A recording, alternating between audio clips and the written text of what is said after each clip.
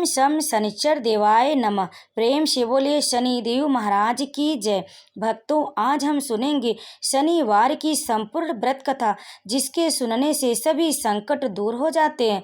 तो आज आप कमेंट में जय शनिदेव लिखते हुए इस कथा का अंत तक श्रवण अवश्य करें। एक समय स्वर्ग लोक में सबसे बड़ा कौन की प्रश्न पर 9 ग्रहों में वाद विवाद हो गया।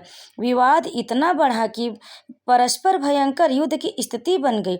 निर्णय के लिए सभी देवता देवराज इंद्र के पास पहुंचे और बोले, हे देवराज, आपको निर्णय करना होगा कि हम में से सबसे बड़ा कौन है।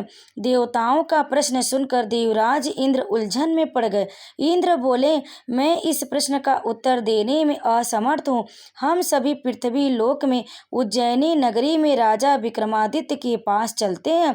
देवराज इंद्र सभी ग्रह देवता उज्जैनी नगरी पहुंचे। महल में पहुंचकर जब देवताओं ने उनसे अपना प्रश्न पूछा तो राजा विक्रमादित्य भी कुछ देर के लिए परेशान हो उठे, क्योंकि सभी देवता अपनी अपनी शक्तियों के कारण महान थे। किसी को भी छोटा या बड़ा कह देने से उनके क्रोध के प्रकोप से भयंकर हानि पहुंच सकती थी। अचानक राजा विक्रमादित्य को एक उपाय सूझा और उन्होंने विभिन्न धातुओं स्वर्ण, रजत, चांदी, कांसा, ताम्र, तांबा, सीसा, रागा, जस्ता, अभ्रक व लोहे के 9 आसन बनवाए। धातुओं के गुणों के अनुसार सभी आसनों को एक दूसरे के पीछे रखवाकर उन्होंने देवताओं को अपने अपने सिंहासन पर बैठने को कहा। देवताओं के बैठने के बाद राजा विक्रमादित्य ने कहा, आपका निर्णय तो स्वयं हो गया। जो सबसे पहले सिंहासन पर विराजमान है वही सबसे बड़ा है। राजा विक्रमादित्य के निर्णय को सुनकर शनि देवता ने सबसे पीछे आसन पर बैठने के कारण अपने को छोटा जानकर क्रोधित होकर कहा, राजा विक्रमादित्य, तुमने मुझे सबसे पीछे बैठाकर मेरा अपमान किया। तुम मेरी शक्तियों से परिचित नहीं हो, मैं तुम्हारा सर्वनाश कर दूंगा। शनि ने कहा, सूर्य एक राशि पर 1 महीने, चंद्रमा 2.25 दिन, मंगल 1.5 महीने, बुध और शुक्र 1 महीने, बृहस्पति 13 महीने रहते, लेकिन मैं किसी राशि पर 7.5 वर्ष 7.5 तक रहता हूँ। बड़े बड़े देवताओं को मैंने अपने प्रकोप से पीड़ित किया है। राम को 7.5 के कारण ही वन में जाकर रहना पड़ा और रावण को 7.5 के कारण ही युद्ध में मृत्यु का शिकार बनना पड़ा। राजा, अब तू भी मेरे प्रकोप से नहीं बच सकेगा। इसके बाद अन्य ग्रहों के देवता तो प्रसन्नता के साथ चले गए, परंतु शनि देव बड़े क्रोध के साथ वहां से विदा हुए। राजा विक्रमादित्य पहले की तरह ही न्याय करते रहे। उनके राज्य में सभी स्त्री पुरुष बहुत आनंदित से जीवन यापन कर रहे थे। कुछ दिन ऐसे ही बीत गए। उधर शनि देवता अपने अपमान को भूले नहीं थे। विक्रमादित्य से बदला लेने के लिए एक दिन शनि देव ने घोड़े के व्यापारी का रूप धारण किया और बहुत से घोड़ों के साथ उज्जैनी नगरी पहुंचे। राजा विक्रमादित्य ने राज्य में किसी घोड़े के व्यापारी के आने का समाचार सुना तो अपने अश्वपाल को कुछ घोड़े खरीदने के लिए भेजा। घोड़े बहुत कीमती थे।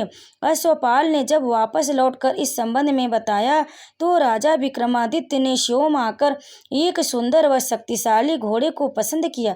घोड़े की चाल देखने के लिए राजा उस पर घोड़े पर सवार हुए तो वह घोड़ा बिजली की गति से दौड़ पड़ा।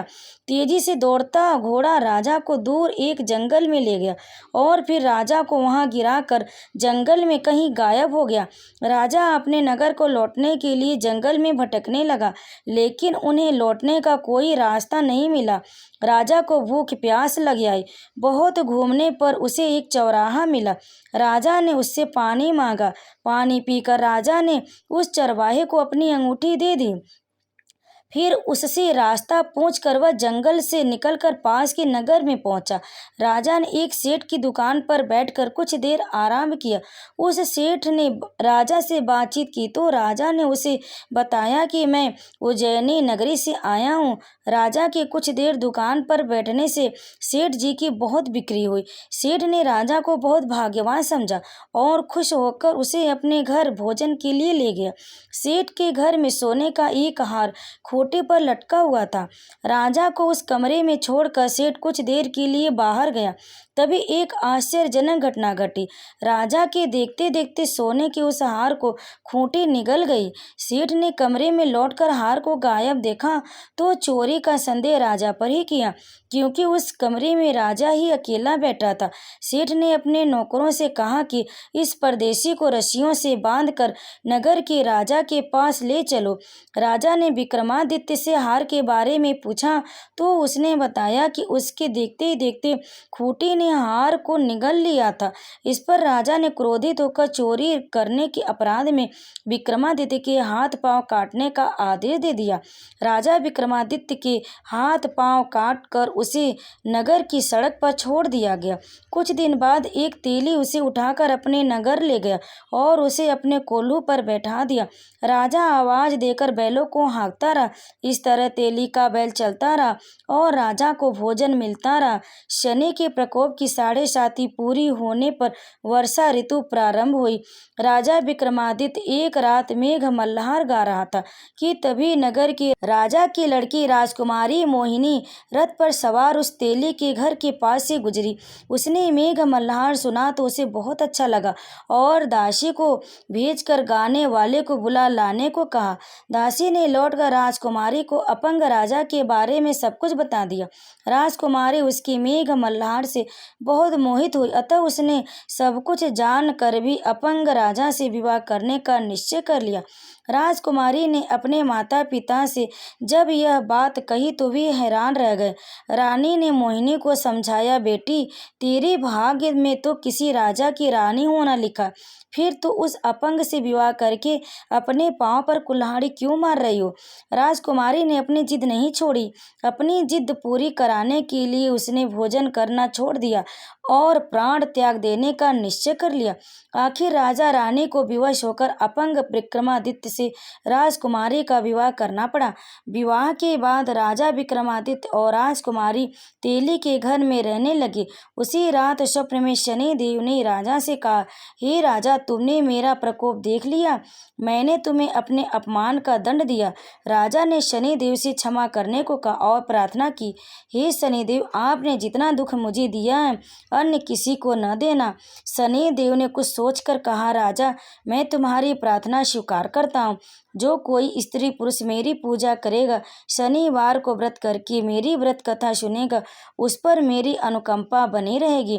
प्रातःकाल राजा विक्रमादित्य की नींद खुली तो अपने हाथ पांव देकर राजा को बहुत खुशी हुई। उसने मन ही मन शनिदेव को प्रणाम किया। राजकुमारी भी राजा को हाथ पांव सही सलामत देखकर आश्चर्य में डूब गई और बहुत खुश हुई। तब राजा विक्रमादित्य ने अपना परिचय देते हुए शनि देव के प्रकोप की सारी कहानी सुना दी। सेठ को जब इस बात का पता चला तो दौड़ता हुआ तेली के घर पहुंचा और राजा के चरणों में गिरकर क्षमा मांगने लगा। राजा ने उसे क्षमा कर दिया, क्योंकि यह सब तो शनि देव के प्रकोप के कारण हुआ था। सेठ राजा को अपने घर ले गए और उसे भोजन कराया। भोजन करते समय वहां एक आश्चर्यजनक घटना घटी। सबके देखते देखते उस खोटी ने हार उगल दिया। सेठ जी ने अपनी बेटी का विवाह भी राजा के साथ कर दिया और बहुत से स्वर्ण आभूषण, धन आदि देकर राजा को विदा किया। राजा विक्रमादित्य राजकुमारी मोहिनी और सेठ की बेटी के साथ उज्जैनी पहुंचे तो नगरवासियों ने हर्ष से उनका स्वागत किया। अगले दिन राजा विक्रमादित्य ने पूरे राज्य में घोषणा कराई कि शनि देव सब देवों में सर्वश्रेष्ठ है। प्रत्येक स्त्री पुरुष शनिवार को उनका व्रत करके और व्रत कथा का श्रवण अवश्य करे।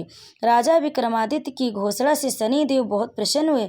शनिवार का व्रत करने और व्रत कथा सुनने के कारण सभी लोगों की मनोकामनाएं शनि देव की अनुकंपा से पूरी होने लगी और सभी लोग आनंद पूर्वक रहने लगे। तो प्रेम से बोली शनि देव महाराज की जय। जय बजरंगबली। कथा को अंत तक सुनने के लिए आप लोगों का बहुत बहुत धन्यवाद। जो भी इस कथा को अंत तक सुने उसकी समस्त मनोकामनाएं पूरी हो, उस पर शनि देव अपनी कृपा हमेशा बनाए रहे, उसका घर सुख सौभाग्य से बना रहे। तो प्रेम से बोली शनि देव महाराज की जय।